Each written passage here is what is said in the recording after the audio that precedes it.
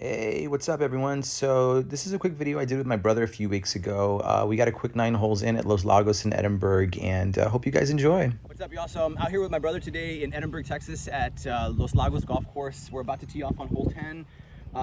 We're just gonna have some fun today, see how it goes. We're excited to play. It's overcast, a chance for rain, but I think we're gonna make it a great time, and let's see if we can go low. So I should mention, guys, we're in deep South Texas, and the humidity is brutal. The wind is brutal here, so that's always something to consider every time you play in the valley.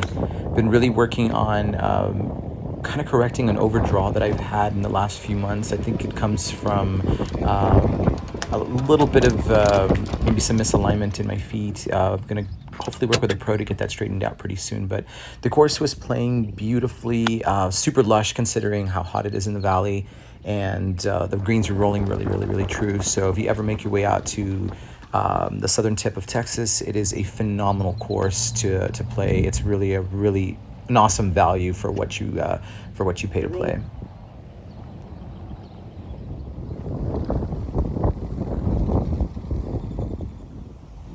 This is a classic example of the valley wind not doing what you want. Sometimes you play the shot for the ball to get moved over and it just doesn't happen. But staying patient in the wind, and especially in the valley, is the name of the game. Here I was really happy with this little pitch shot. I just overhit it. And I was actually kind of pleasantly surprised with how quick the greens were, but my feel around the green is something that I've definitely been working on, and there are definitely strokes to get pulled off in that aspect of the game for sure. Oh, this next par 4 was beautiful. We played it really well.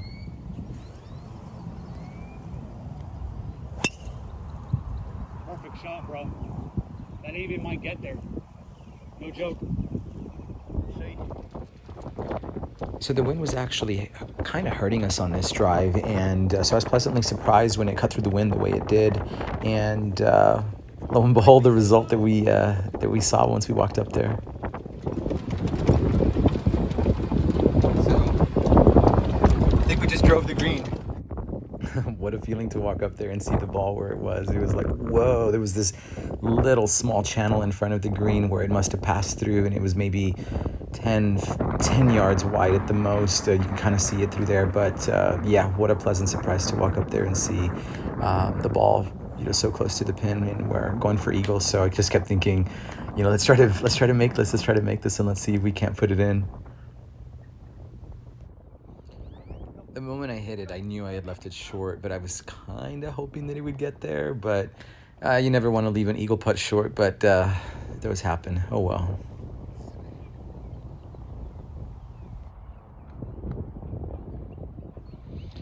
Yeah, playing with my brother always gives me such peace. It's always so nice to go out there and share around with him. I think every chance that we get to do it, it's just a really nice release for us. It brings us a lot of peace. It takes us back to when we were kids. We've just been doing this for such a long time. So it's always nice to spend time with him out there on the course. He's my favorite playing partner ever. So any chance we get an opportunity to play, we play. You also will run out of fairway if you go too far.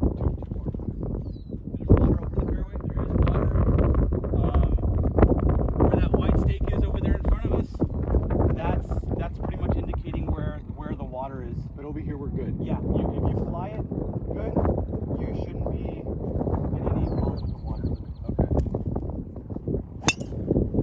I got a little excited with this one. I was kind of thinking, oh, another par 4 that maybe we can get on in one. And so catching it good, I was really excited that we might be kind of close after the previous hole went so well and we carried it in the first shot. So was kind of really pleasantly surprised when I walked up, and I think we got a pretty bad bounce or something because the ball ended up really close to the fence. And but we were able to play it, and that's all that mattered.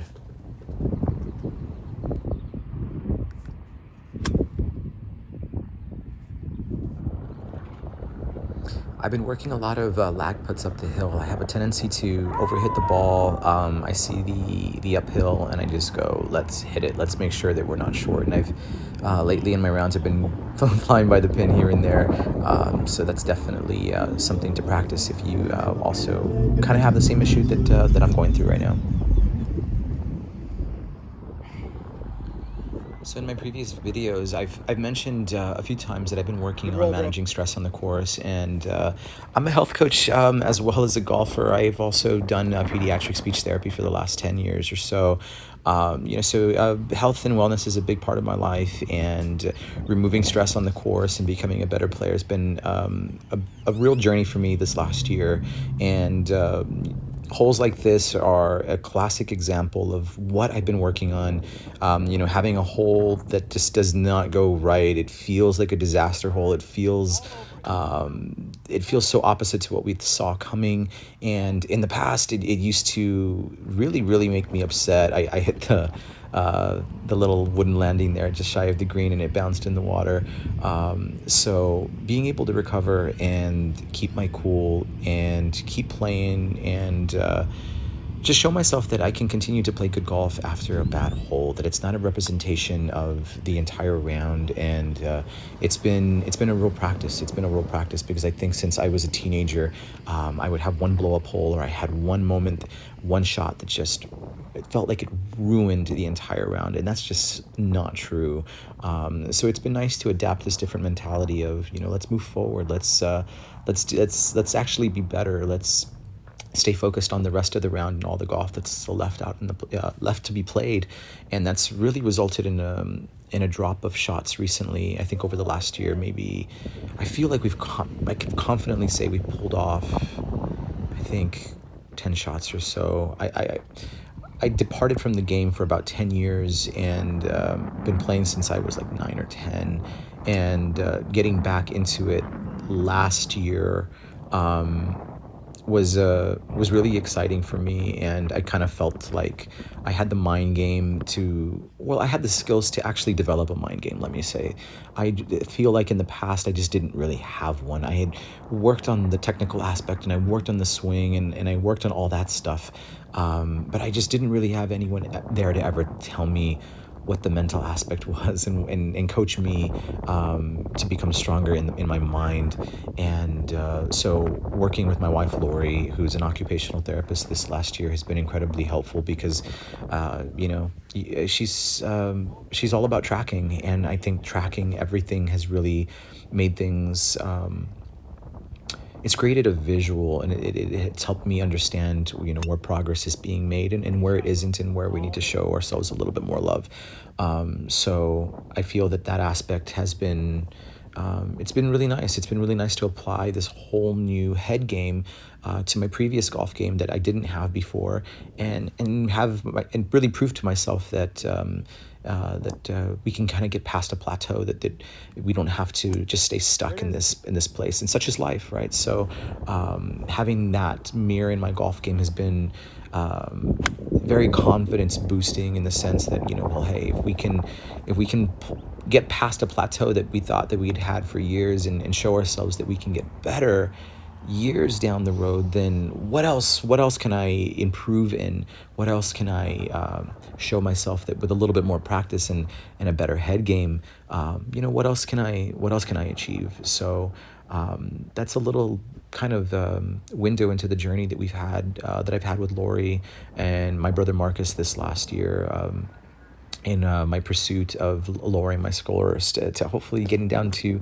being a scratch golfer. I've always felt that I had the game, that I could do it, and so it's been nice to kind of prove to myself this last year that, hey man, we can get past a plateau and we can keep playing. And this hole right here was a really, really awesome example and a real confidence booster as I made my way in through the green on this shot, and played the wind, played the bounce, and it just ended up really nice and close to the pin. It made me feel confident that I can make this birdie, even though some of the putts weren't falling earlier in the day. But I liked the read, and it felt really, really, really good. And sure enough, we dropped it. And I feel like this is a perfect example of showing ourselves and proving to yourself too that, hey, after a hole doesn't go so well, that we can go on and play really, really good golf, and don't stop. There's lots of golf to be played. So if you're ever interested in some of the techniques that I've been using to calm myself and calm my emotions, feel free to reach out. Like I said, I'm a practicing health coach right now, and anti-stress and improving our mind and that whole world is is my world and my forte. So if you ever have any questions, feel free to reach out. But we're making our way here into the last hole. Marcus and I ended up only playing 9 holes, so it was just going to get really, really hot, and decided just to kind of cut it short. And the previous day we had played the front 9 in the during the twilight time, so we kind of cut the round into 2 pieces to kind of go easy on ourselves in the heat and humidity. But thank you everyone for tuning in and watching and listening, and hope to have a few new videos out for you guys in a few days as well. We've got La Cantera in San Antonio coming up, and WolfDancer in Bastrop, which is my favorite golf course in the world. That'll be coming up soon, so can't wait to get that one out to you guys as well. So you guys take care and stay safe out there.